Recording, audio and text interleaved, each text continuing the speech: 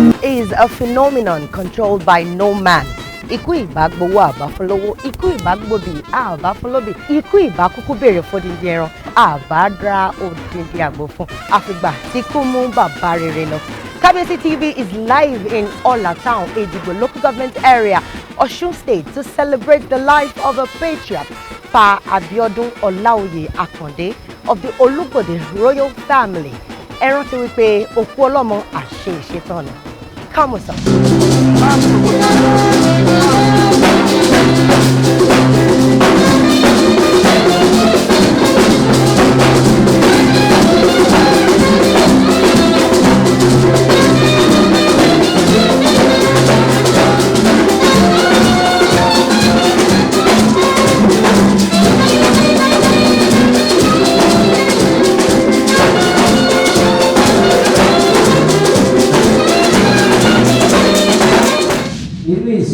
Onígbàgbọ́ fún Pa Abiodun Olaoye Akande tí ó mú Ọlọ́run àlàyé sì bẹ nínú tẹ́ḿpìlì mímọ́ rẹ̀. Ẹ jẹ́ ká sì ṣe ohun gbogbo pẹ̀lú ìbẹ̀rù wa. Mo gbàdúrà lórúkọ Jésù, Olúwa yóò gba ìjọsìn wa.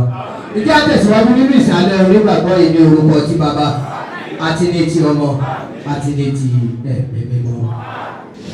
Lẹ́yìn ọjọ́ díẹ̀ láyé.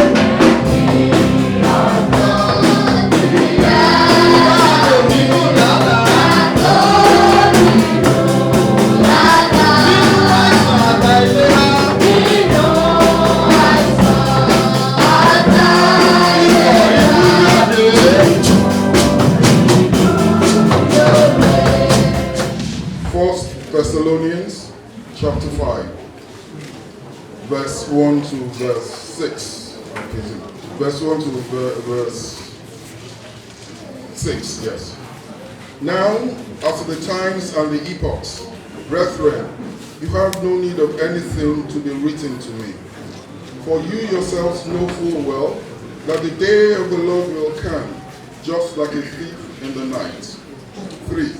While they are saying, peace and safety, then destruction will come upon them suddenly, like labor pains upon a woman with child, and they will not escape.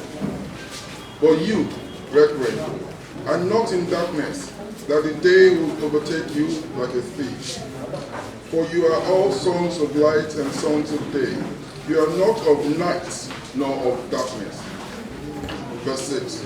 So then, let us not sleep as others do, but let us be alert and sober.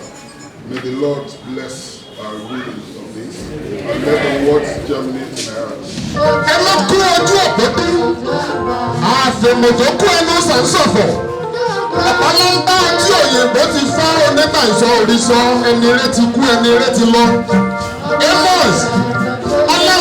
Abiodun Akande, àní ọmọ àbẹ̀rí ṣàṣọ ìrògìnà sí lẹ́yìn ọ̀gá. Ó di bẹ̀rẹ̀ ìnàkó. Ọkọ̀ Mojísọ́lá o. Bọ́ọ̀lù ọ̀rọ̀ sọ̀rọ̀ lóore, òun ti mú nǹkan ẹ̀ lọ. Mojísọ́lá ti mú nǹkan ẹ̀ lọ. Ó di bẹ̀rẹ̀. Ọba Adéọlá, bó bẹ̀rẹ̀ òkìlẹ̀ o, bó bẹ̀rẹ̀ tó bẹ̀rẹ̀ omi. Bàbá Ọlájọkẹ́, àwọn sì sára òwò òun ti lọ. Bàbá Ọláyínká o, bàbá Ọládìkẹ́, ààrẹ ọmọlẹ̀ náà bá bàbá Ọládìkẹ́. Akande, nítorí àsìkò tí ò tó rárá, Akande, ó di pé ìrìnàkó, ó tọ́jú àlápìrí, ó dòkú aláwọ̀, Akande, ajẹ́sí ọmọ lọ́wọ́ ìrò, ọjọ́ ìyá Akande kú mi lójú mi ló ṣe, alùkóso, wọ́n lùkóso, aláró, wọ́n láró, àti ìwà aláró làkúndé ti gbé yẹn ní. Ó di pé ọmọ lọ́la ṣẹ̀. Ó fi mí lé lọ ní ọmọ kékeré níbi táwọn ti lọ tẹ́lẹ̀, wọ́n dẹ̀ dé bá mi lọ́la. Àwọn ẹgbẹ́ ẹ̀yà tiwa kíro màmá tiwọn, àwọn tí ò tó màmá wọn, bàbá ò dé gbogbo lé ní ọ̀tọ̀ tí ọmọ ẹ̀fọn lówó kí àwa rí àwọn Yinka ò lè rí. That's the truth. Nǹkan kan tó wá ṣẹlẹ̀ tèmi náà ti lọ tán, mo tún padà wá dọ́là. Ṣé ẹ báwọn ìyàwó kan wà tí wọ́n fẹ́ tó ṣe pé bàbá òmí ìbọn yẹn ṣẹ̀ṣẹ̀ bí àbí wọn èébí tí bàbá ti fóun lé. Nígbà bàbá bá dé, èmi àtọ́ bá ṣèṣì wálé ní káà mi torí káà lọ́dọ̀ tí a ń bì mọ̀ bẹ́ẹ̀ yẹn á rí ètò ní káà.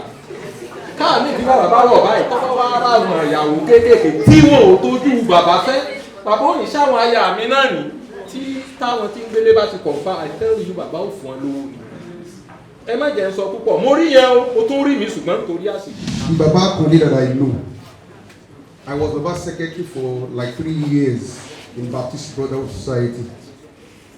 The first thing I learned from Baba is integrity is everything.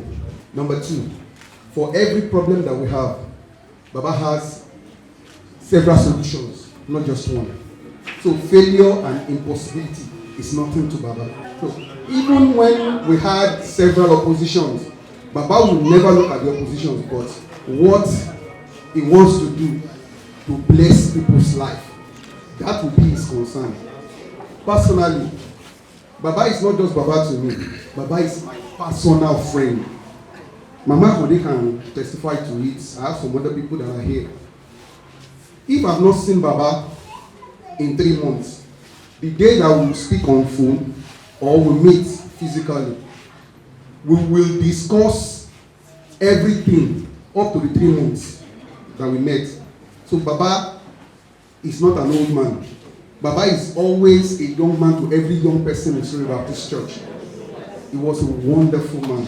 Baba jẹ́ aláàánú, èmi kéré sẹ́ni tó yẹ kó sọ̀tàn wọn. Ṣùgbọ́n bàtí màá ṣe marriage from Lagos ni bàbá ti gbé mọ́tò wá fẹ́ kú wọn lálò lọ sí registry. Wọ́n gbé Ọlọ́run gánú ayé bàbá. Láti ìgbà yẹn bàbá òde lé wálé kán mọ́ wá mi kankan sì mọ́ rí mi. The blessed memory bá mọ̀mọ́ gan wà nílé tí wọ́n wà láyé. Mọ̀mọ́ wá síbi dáadáa tí mọ̀mọ́ mọ̀ mí àjọ máa ń ṣe wọlé wọ̀de. Wọ́n gbé Ọlọ́run gánú ayé bàbá nítorí pé bàbá jẹ́ ẹni tó jẹ́ wọ́n ní sùúrù wọ́n sì ní àkọ́rọ̀ èèyàn nǹkan kan sì jọ wọ́n lójú wọ́n sì ní ìrẹ̀lẹ̀ fún àwọn ń bù kí Ọlọ́run kó tẹ́ wọn sáfẹ́fẹ́ rẹ̀. Jẹ́ ẹni tó lawọ́ ìgbà tí mo lọ sí Jerusalem ní 2007 bàbá wá mi rí àti ìyàwó wọn sí Ìkẹjà Osun State Hall wọ́n wá mi rí kì í ṣe pé wọ́n wá mi rí nìkan wọ́n ṣe oúnjẹ wá oúnjẹ tí wọ́n ṣe wá èmi nìkan ò lè jẹ́ àwọn colleagues mi tá a jọ lọ Jerusalem lájọ jẹ́. He was so generous. Ìgbà tí wọ́n lọ wọ́n fún mi ní $50 torí dollars ni wọ́n máa ń fún wa tá a bá ń lọ sí Israel. $50 ó yà mí lẹ́nu. Bàbá mo dúpẹ́ lọ́wọ́ Ọlọ́run fún ayé wọn àti ìyá tó dúpọ̀ yẹn. Kìí ṣe yẹn nìkan bí bàbá bá wálé tí n bá lórí ọ̀fẹ́ àtidọ́dọ̀ wọn àbí mo lórí ọ̀fẹ́ àtidọ́dọ̀ yóò fún àwọn oyè jẹ yóò fún ní owó yóò lè kọ́ fún mi. So gẹ́gẹ́ gbogbo tí àwọn èèyàn sọ nípa wa kò sí ìtúnṣe irọ́ ń bẹ̀. A yin Ọlọ́run fún ayé wọn.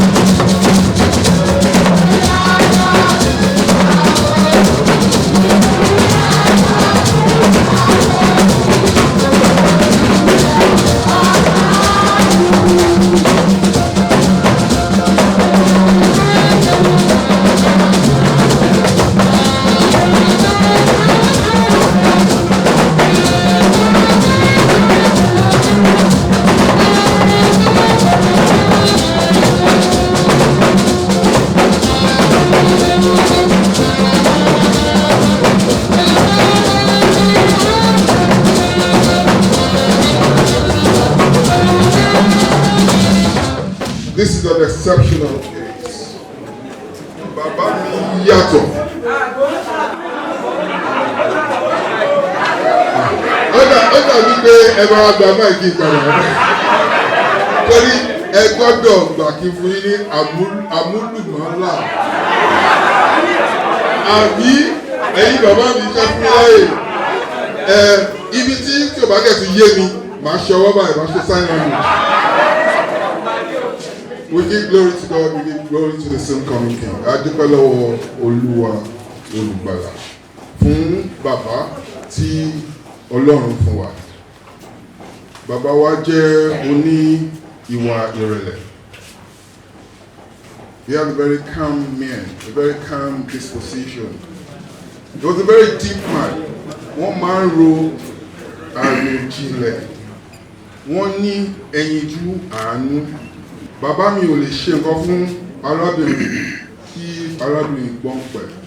Bàbá mi máa ń sọ òwe kan, máa sọ pé tótó, máa sọ pé ọbẹ̀ kìí mì.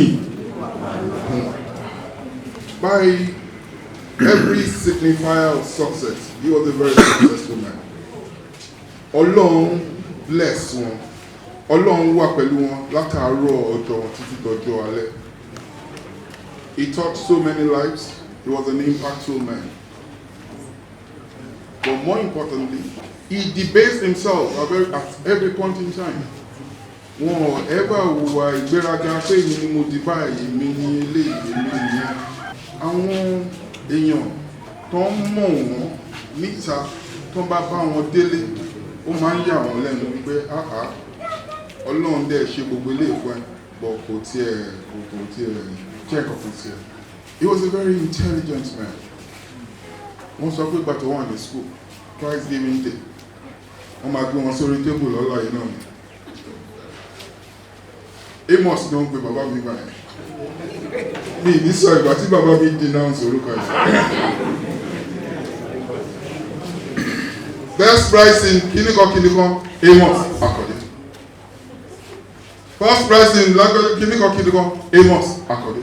Wọ́n á gbé wọn sórí table kí gbogbo school lè rí wọn. Oyin ẹ kò jẹ́ nǹkan kan. But he came from an indigent family. Indigent by today's standards, but then because my grandfather was an affluent trader, but there are some things he could not afford. My father went to teacher training college because it was the easier option available to him. And he got to the pinnacle of his career. He became a headmaster, village headmaster. Baba Yinka, village headmaster. But then, he had a burning ambition láti gòkè kọjá aspiration yẹn. Ọlọ́run wá fún wọn ní oore ọ̀fẹ́. 5,000 people wọ́n ṣe exam IBM láti kọ́ nípa computer. 55 of them out of 5,000 from all over Africa. 55 of them know my father Omola. What people call village, but which I've always told my friends, sorry, to money, and I give the glory to God. Because my mother, first and foremost, gave us an abiding pride in Allah. Ìgbà tí bá ṣe kéré tí bàbá máa ń travel, always going overseas for courses and everything. Kan tó dé, màmá mi á fi kọ́ wa lórin. Tí bàbá mi bá dé, bàbá mi lára fi pàdé wọn. Ìlú mi, ìlú ọlá, ó dára, ó lẹ́wà púpọ̀.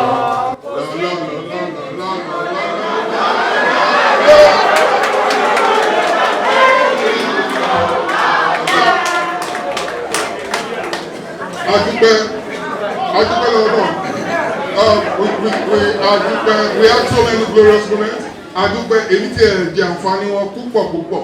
Torí he was a corporate man, and in the course of my career, every time I had challenges, because I could be very rigid and be very. My father would say, "Yes, you could make a point without being harsh." I learned that from my father. My father will have, will have been the dean of the diplomatic corps if he went into that stream. He was a very diplomatic man. He will give you the message without arousing your annoyance. We're going to miss him. Adupelo, heaven gained an angel.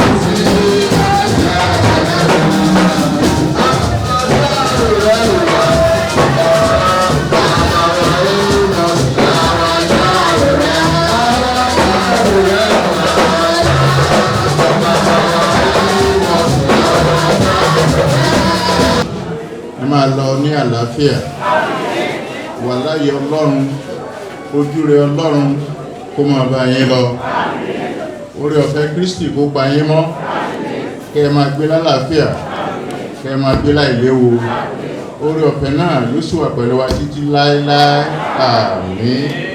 Hallelujah, hallelujah, hallelujah, hallelujah, hallelujah, hallelujah, hallelujah.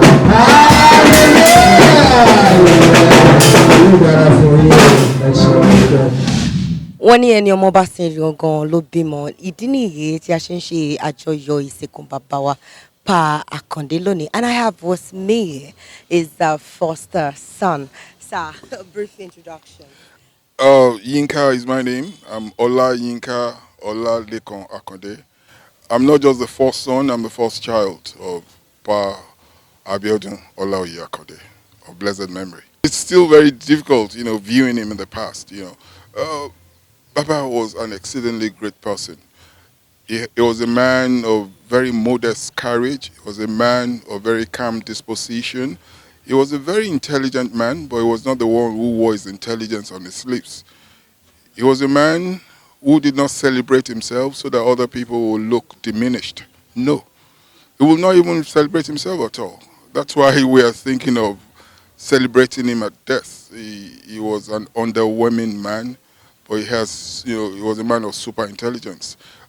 He grew up in our area in Ola. I have such an abiding sense of grace and happiness about my rustic countryside homeland, Ola. Ola is in the Jibo local government area of Osun State. We're still going to blow, and you're going to hear us all over the world. I'm going to take you to Ola Hills very soon. You haven't heard about it, but that's the best kept secret in Africa. We're going to unveil that very soon. Orúkọ mi ni Aláṣẹ Dr. Jacob Olúwafẹ́mi Fásànyà. Kí ni ìbáṣepọ̀ tó wà láàrin ẹ̀yin àti olóògbé? Ẹ̀gbọ́n mi ni. N ò mọ ohun tí ẹ̀yin olóyìnbó tẹ̀ ń pè mentor ní Yorùbá, àwọn aṣíwájú tí ó ń fi wá mọ̀nà ni wọ́n jẹ́. Èmi dẹ̀ jẹ́ kan nínú àwọn tí ó jẹ nínú àǹfààní pé mentorship. Nítorí pé a kì í ṣe ọmọ ìyá, a kì í ṣe ọmọ bàbá, kódà a kì í ṣe ọmọ inú ilé kan náà. Ṣùgbọ́n bí ó ṣe bẹ̀rẹ̀ nìyẹn. Lẹ́yìn ìgbà yẹn, nígbà tí wọ́n wá sí University of Ibadan láti kọ́ kọ̀mpútà, èmi dẹ̀ ti jẹ́ ọ̀kan nínú òṣìṣẹ́ yunifásitì ní ìgbà yẹn.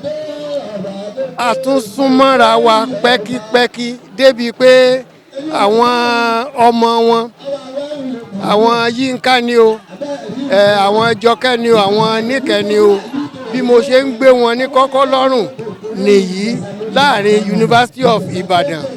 Ìyẹn ni ó jẹ́ okùnfà sí àwọn ọ̀pọ̀lọpọ̀ àjọṣepọ̀ mìíràn tó wà láàrin wa. Ní ṣókí irú èèyàn wo ni olóògbé jẹ́? Ṣé rí bàbá yẹn olóòótọ́ ni. Bàbá yẹn ó ní ìrẹ̀lẹ̀ tó pọ̀. Ẹ lè mọ̀ pé wọ́n ní ipò tó tó báyẹn tàbí wọ́n kó ipa tó tó báyẹn ní àwọn oríṣiríṣi ilé iṣẹ́ tó lámìlaka ní Nàìjíríà. Wọ́n sì jẹ́ ẹni tí ó fẹ́ràn ìlú rẹ̀ lọ́pọ̀lọpọ̀. Bákan náà ni wọ́n ṣe fẹ́ràn àwọn fámìlì wọn. Nobody is perfect, ṣùgbọ́n baba was near perfection. Àdúrà mi ni pé kí wọ́n mú ìwà bàbá. Àdúrà mi fún wọn ni pé àwọn ò ju bàbá lọ.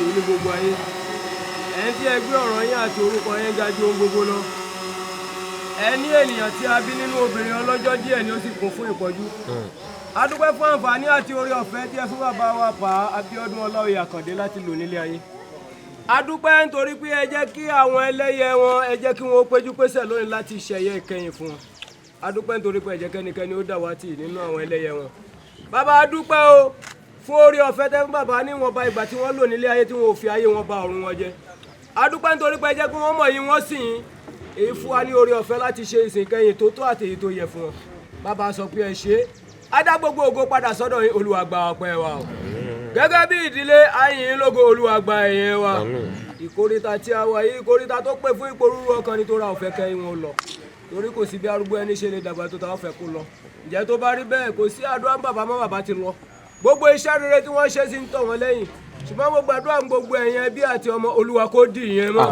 Olúwa kó tù yín nínú Olúwa kó gbé yín ró lẹ́yìn ìpapòdà bàbá lórúkọ Jésù ibi ò ní bá yín ẹ ò ní dààmú ilé tí bàbá fi sílẹ̀ rí àti dúkìá kò ní dìbàjẹ́ mọ́ yín lọ́wọ́ lórúkọ Jésù kò ní dìbàjẹ́ mọ́ yín lọ́wọ́.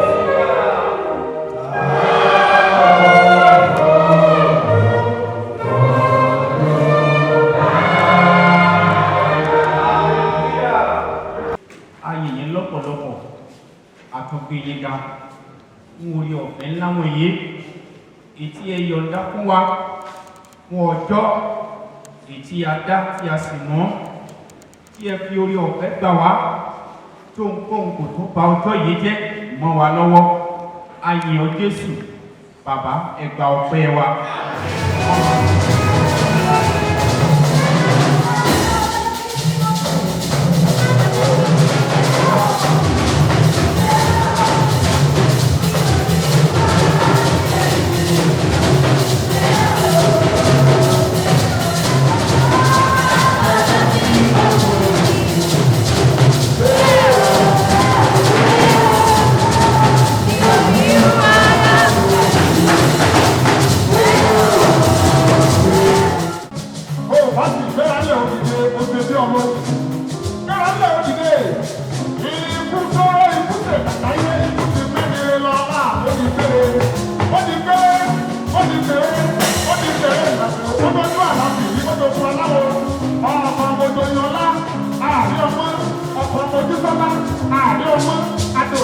Thank you. kọ̀ọ̀kan àárín ọlọ́ọ̀bìgbà.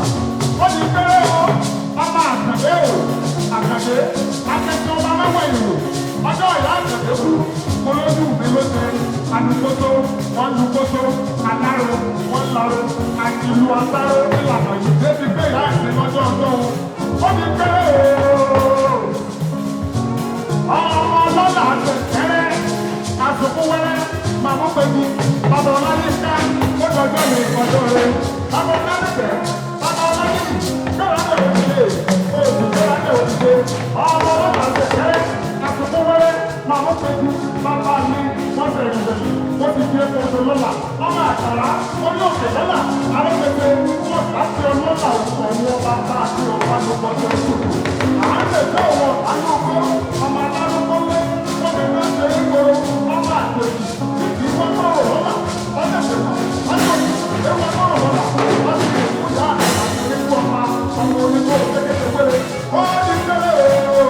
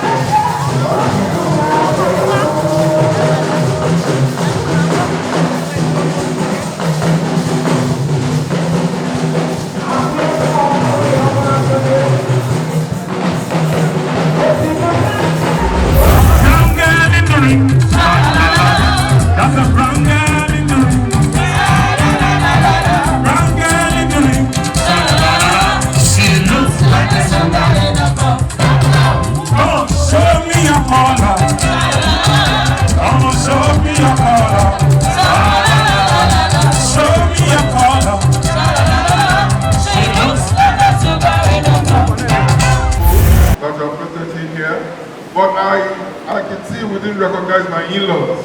Me, the vehicle bound one lower. The Ayela Bolas, will recognize you and from when you love me. Mo dúpẹ́ púpọ̀ lórí lọ́wọ́ gbogbo àwọn èèyàn láti fi hàn. Mo tún wá dúpẹ́ pàtàkì lọ́wọ́ onílẹ́kì ọba Ògún Dẹ́kun àwọn bàbá wa ní àdúgbò tí mo ti ń ṣiṣẹ́. Mi ò tètè sọ fún ọ nípa ikú bàbá, mo dẹ̀ mọ̀ máa tètè sọ fún ọ. Ṣùgbọ́n ìgbà tí wọ́n gbọ́, wọ́n fẹ́ àwọn máa rán Big Daddy Prince Ògún Dẹ́kun. I recognize you also in your personal capacity and also in your representative capacity. Ẹ ṣé mo dúpẹ́. And then bàbá wa, the Aro of Lekki Land, Bàbá Salami, ẹ ṣé mo dúpẹ́. Ẹ mọ̀ ìlú mi lédi ní iyo, ojoojúmọ́ lè mi wá sí ìlú yìí. Inú mi ní pé mo ní the grace to bring you here. Aji Olumoko, special advisor to the Oni of Ife, and who incidentally is also my very good friend of so many years, of 25 years. I'm so very delighted that I've had the grace to bring you to Ola. This is the lovely city, yes, city that I've always told you about. I'm very delighted. Àwọn bàbá wa àti gbogbo aláwọ̀ important ẹ̀ mo sọ ọkọ̀ fún àlùfáà ìjọba Dr. G. Mo sọ ọkọ̀ fún Dr. G lọ́nà pé èmi ò lè elérò ní mi tí n bá ìbàdí àfọlá kò sí ibi stampede máa wà. I belong to about 46, 47 clubs, associations, and places I have affiliations. I've only invited 2, and that's the Rotterdam Club and the Immaculate Club 17. And incidentally, both of them form Sash. It's a battle of the Sashes. Eshe Adipe invited all of this event, and it's not that other people who have not been invited are not equally important, or out of rare conglomeration of people. Now, mo mọ̀ pé ìbàdí pásítọ̀ wa ni pé kí ni ẹ̀bùn tí a fẹ́ gbélẹ̀.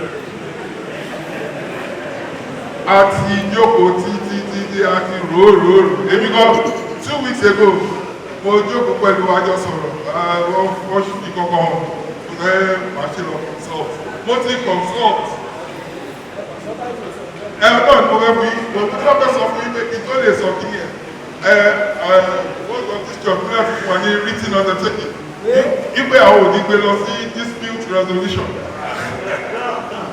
Torí pé bàbá belong sí méjèèjì, and even bàbá ó belong sí ibi tá a ti bẹ̀rẹ̀ lẹ́lẹ̀. Ìgbà tí àwọn dáàdi ṣe bẹ̀rẹ̀ bẹ̀ mo rántí project shop anytime tí bá kọjá lọ ní shop a ṣe ìgbọ̀ngàn lórí ní bẹ̀rẹ̀ fún bàbá. Nǹkan tí a fẹ́ gbélẹ̀ ẹ̀dí àwọn ìfẹ́ sí ẹ̀yìn lẹ́wọ́ ẹ bá fẹ́ sọ fún gbogbo ìjọ.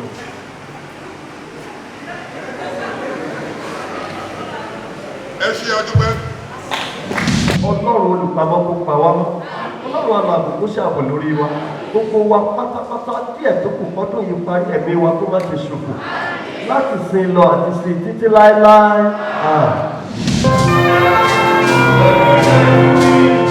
Thank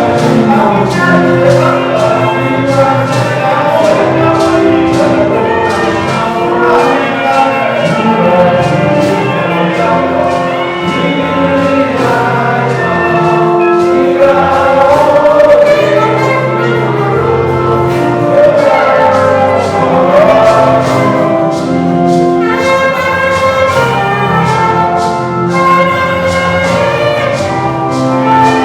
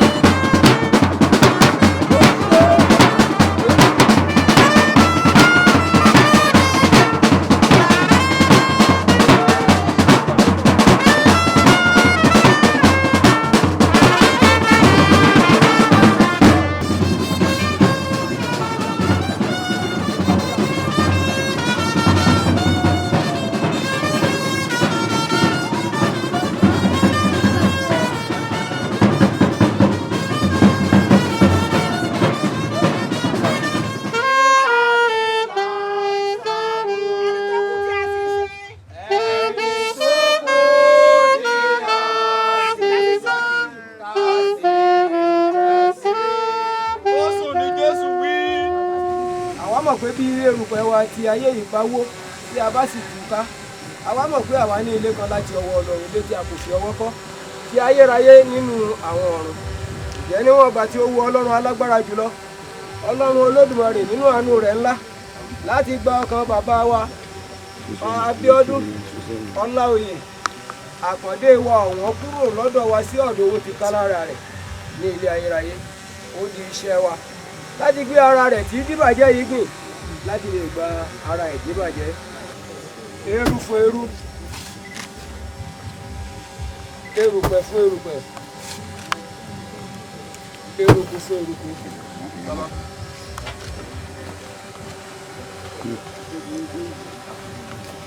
Mẹ́ta.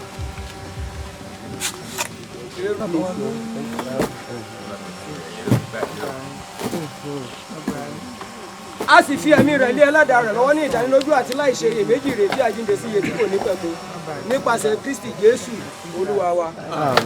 Ó sì gbọ́ ohùn kan láti ọ̀run wá ń wí fún mi pé kọ̀wé rẹ̀ láti ìsinsìnyí lọ ìbùkún ni fún àwọn òkú tí ó sùn nínú Olúwa. Àní bẹ́ẹ̀ ni ẹ̀mí wí nítorí tí wọ́n sinmi nínú làálàá wọn. Máa sùn olùfẹ́ sábà sùn.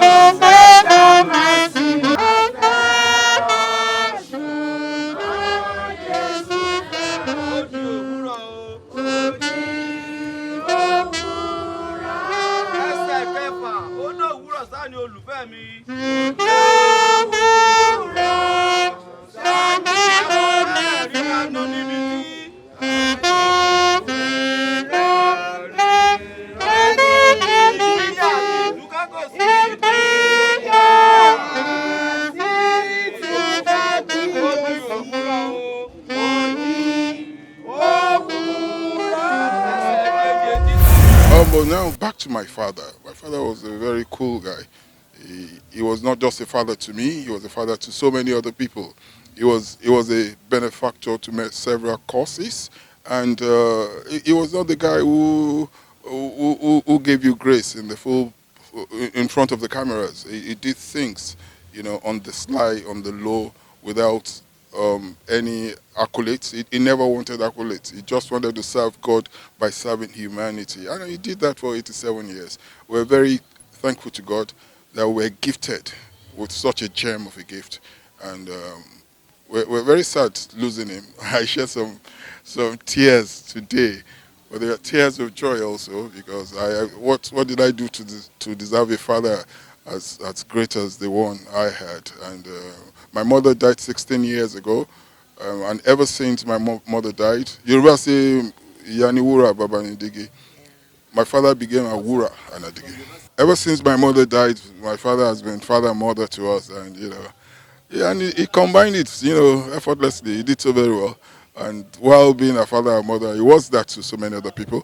He was the patriarch of our royal dynasty, and everybody's pain is gone at a time like this, but everybody goes at a time.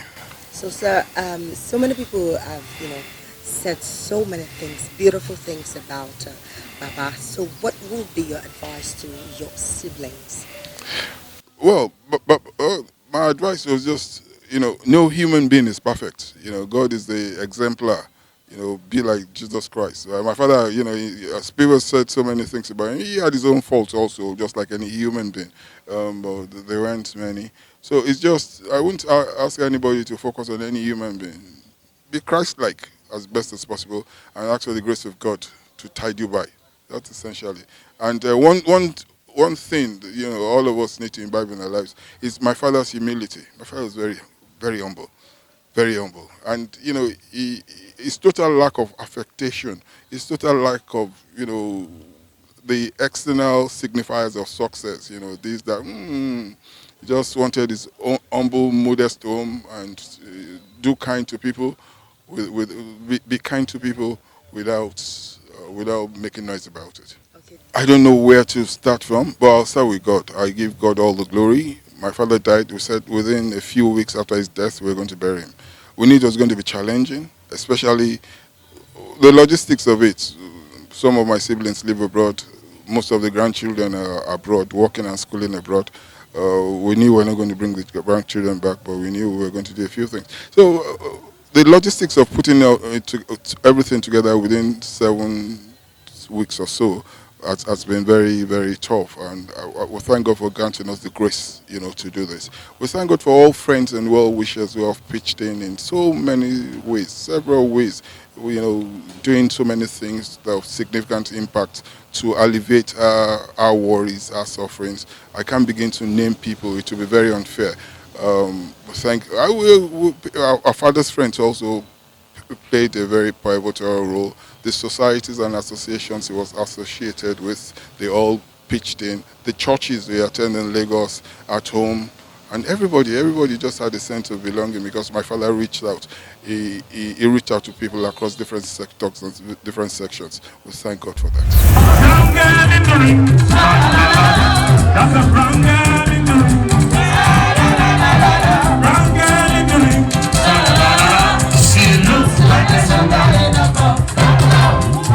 Show me your color. Show me your color. Show me your color.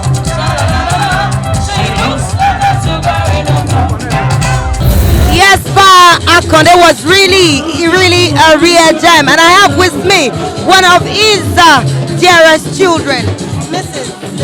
I'm Mrs. Olanike Kelly Chukwudi. Okay, ma, in a short sentence, what would you say about your father? It's a difficult thing to say in a short while, but he was a wonderful father. He was my friend, and I could relate with him one-on-one.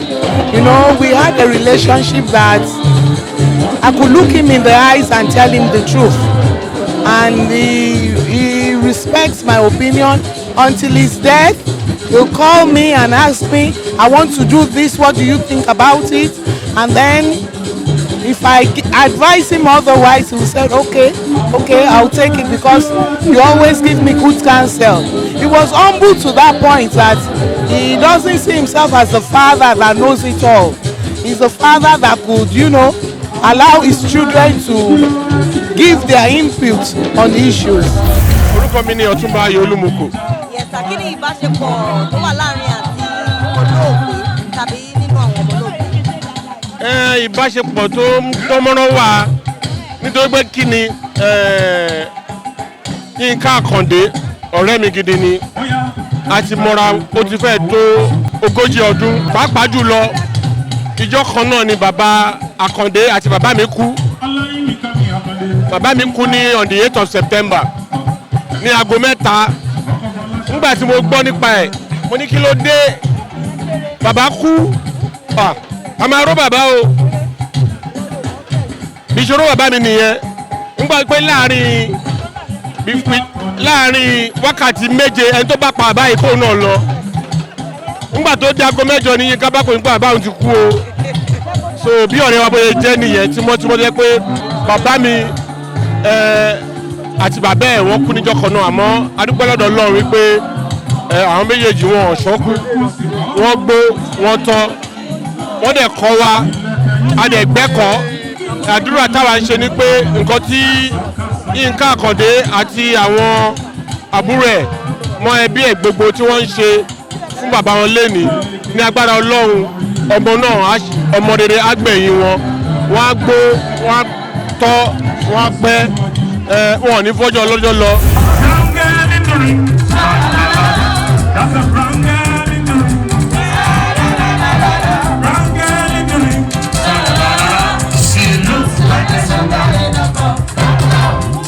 Show me your color.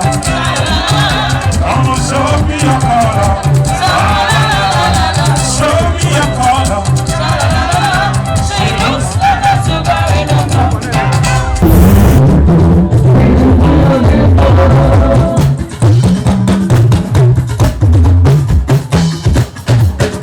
Bí Akande, àwọn láre búsárì mi àtàtà. bọ̀bọ̀ bóyá ètí ní ojú yìí náà. Bí Àkàndé ṣe wọ́n dápọ̀ ó jọ mí lójú.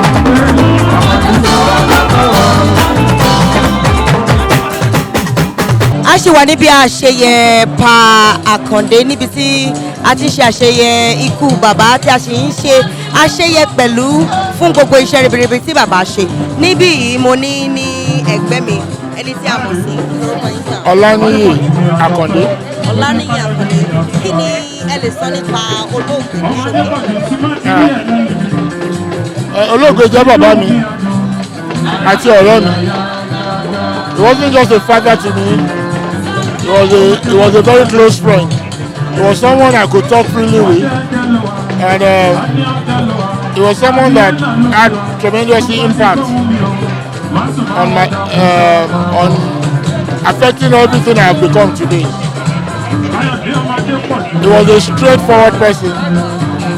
He walked the straight and narrow, and I find it difficult to depart from that. So how do you appreciate who have come from different parts of the world that were your father? Some of the testimonies we've had, I've got no idea. Like they said, he was a secret giver.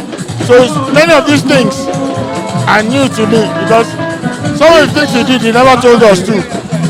So if they say he was a secret giver, then he must have been good at keeping secrets of giving. But all my life, I've known him to be a giver. He was selfless, industrious, even at work. And when I was young, I knew when he put his own work on the line to save those who he managed. So I've seen him in being selfless in several spheres of life. But some of the testimonies we heard were strange to me too. I have here with me Chief Mrs. I call her Justice. Fumi Asaolu. Ma, what's your relationship to the Akande family? We're family friends. My dad and Pa Akande, they are friends. They've been friends ever before we were born. Okay, ma. So, and I'm very close to Yinka in particular. I pray that the Lord will continue to strengthen them, enlarge their coast. Ọlọ́run á wà pẹ̀lú wọn. Ẹ̀yin bàbá máa dára. Ọlá wọn máa lọ sókè. Wọn ò ní ròhùn ìbànújẹ́. Gbogbo ọ̀rọ̀ wọn máa jẹ́ sáyọ̀. Still celebrating the wonderful existence of our father, the Patriarch himself, Pa Akande. And I have with me Kelly Chukwudi. Kelly Chukwudi. So, sir, this is an Igbo name, sir. Yeah. So, that brings me to the question, what's your relationship to the deceased? I'm the husband of Baba's only daughter. Baba's only daughter. Yeah. So, in a single sentence, what would you say about Baba? He's a man that came and conquered not by sword but by love. I'm really positive. I know this got the road. I'm gonna do it like you never knew. Oh, I'm going to do it.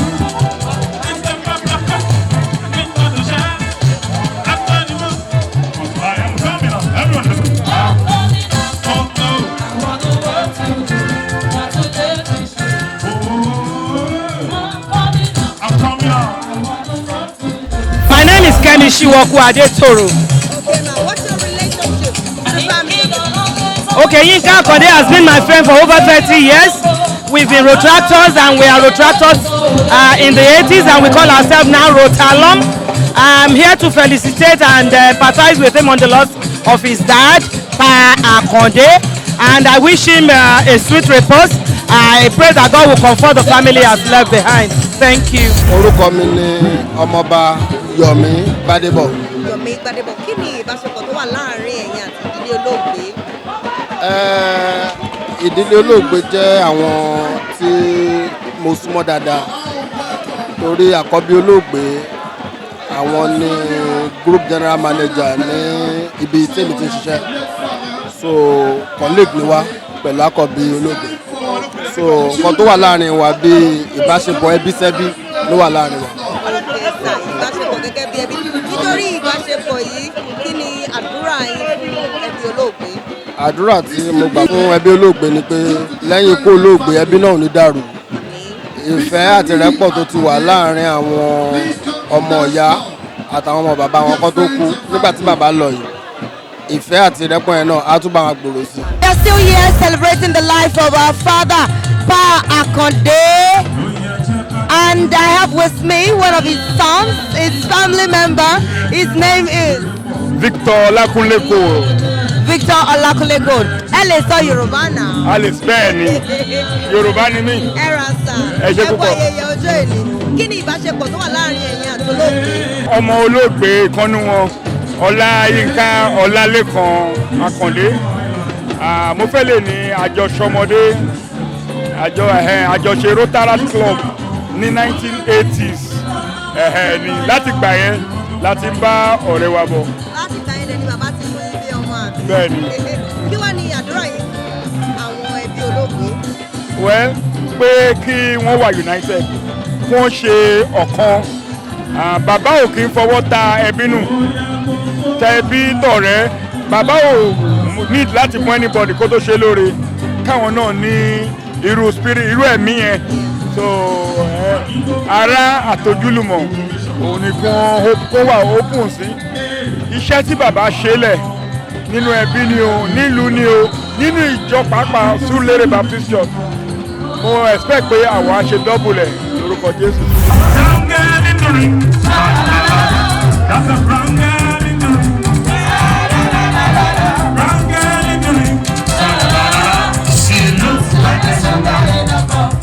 Show me your color. Show me your color.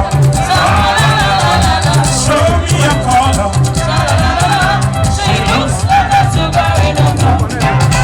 My name is Patriarch. Is that your name, sir? My name is Sunday Fakambi. So what's your relationship to the family of the Yinka Akande is one of our club members, Immaculate Club 17, based at Surulere, Lagos. He's one of our bona fide member, a very good brother indeed. That's why all of us came all the way from Lagos to celebrate the glorious exit of his father. He always goes anywhere with us too. So this is the time to pay him back and to do it very well. So we came in day before yesterday and we are staying with him till tomorrow. Just to show our brotherhood and our friendship. Alright, so what's your prayer for the family, sir?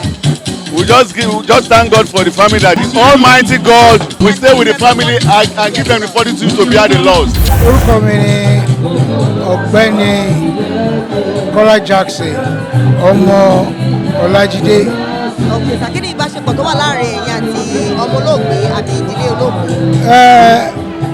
Ọmọ olóògbé jẹ́ ọ̀rẹ́ wa láti kékeré and has been a very good friend, you know.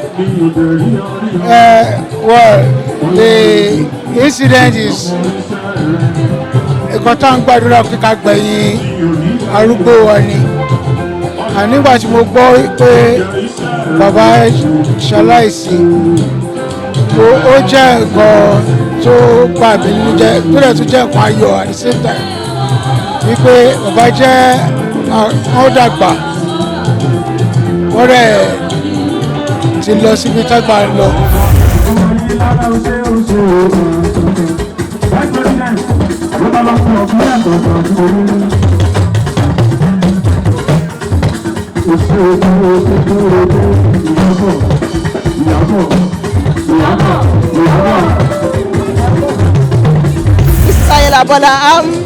I happen to be Yinka's wife, happens to be my sister, Mrs. Falashade Akande, and the little I know about Baba, everybody has said it all. In his daytime, he was very calm, very resourceful, very loving and cheerful man. And I'm glad that he has produced children that has a legacy to live on. And I trust, and by the grace of God, the children he left behind will make him proud. They will start where he stopped. I'm trusting that Yinka Akande, who is the head of the family now, is in the best position and is capable to lead the family aright. We are still here felicitating with the family of Akande, and I have with me a beautiful woman. I want her to introduce herself. You know, she's so beautiful, and I'm telling you this moment that she is the beautiful brain behind this organized event. Not just organized, but well organized event. Good afternoon, ma'am. Good afternoon, how are you? Very well, thank you, ma'am. So what's your name, ma'am? My name is Fola Akande. Fola Akande. I can see the way she's falling now. She's falling in beautifully, you know, not justly, because she's sitting pretty and just sitting down. We thank God. So, how has it been organizing this event? Well, to say the least, it was quite hectic, but every stress of it was worth it for a wonderful man. Baba Akande was my father-in-law, and he was a wonderful person. From the very first day, they introduced me to him as featured Mrs. Akande. He warmed up to me, and I can tell you, not just what they say that he will be my father, he really was a father to me, and I thank God for his life. So I went all out to ensure that this is really, you know, a wonderful function in the honor and the memory of a wonderful man, my father-in-law, grandpa, as we call him. So what's your prayer for the family and the first wife of the son of the family? Well, I just pray that the Lord will help us to continue from where Daddy stopped. He was a wonderful man. He brought the family together. He was a prayer warrior, always praying, straightforward person, very loving, even to his grandchildren especially. You know, so I just pray that we can fit the shoes he's left. He was a great man. In fact, I have renewed respect for him. When we're together, you will not appreciate what you have. So after he passed, during the commendation service, what everybody has been saying in the past few days since we started this, honestly, I thank God that God gave me the opportunity to, you know, be called his daughter-in-law. It's a beautiful privilege. Mo fẹ́ dúpẹ́ lọ́wọ́ gbogbo àwọn tó ń wá.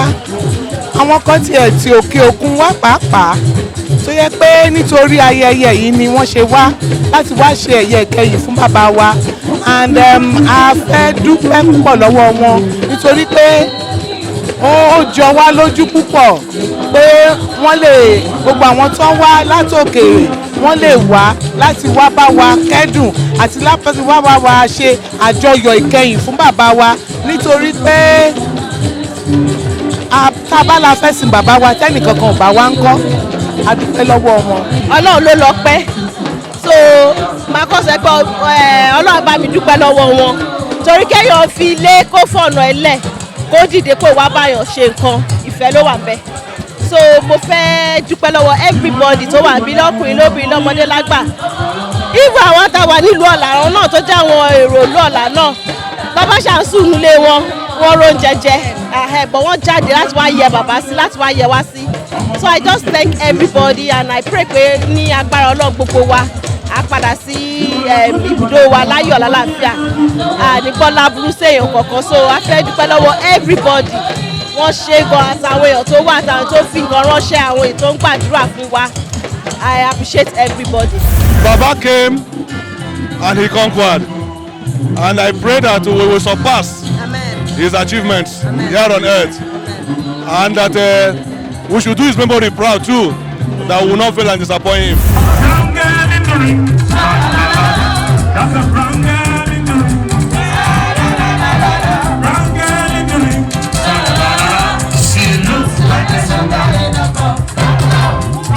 Show me your color.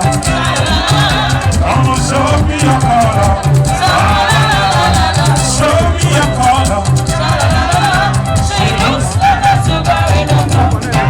Family members from all over the world, they've shown us overwhelming support.